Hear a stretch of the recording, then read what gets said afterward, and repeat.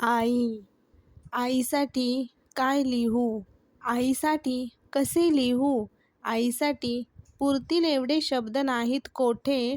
आईवरती लिहिण्याइतपत नाही माझे व्यक्तिमत्व मोठे. जीवन हे शेत तर आई म्हणजे विहीर. जीवन ही नौका तर आई म्हणजे तीर. जीवन ही शाळा तर आई म्हणजे पाटी. जीवन हे कामच काम तर आई म्हणजे सुट्टी. आई तू उन्हामधली सावली. आई तू पावसातील छत्री. आई तू थंडीतली शाळ. आता यावी दुःखे खुशाल.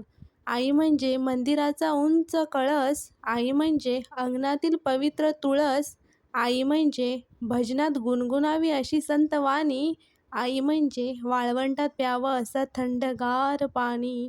आई म्हणजे आरतीत वाजवावी अशी लयबद्ध टाळी. आई म्हणजे वेदनेनंतरची सर्वात पहिली आरोली.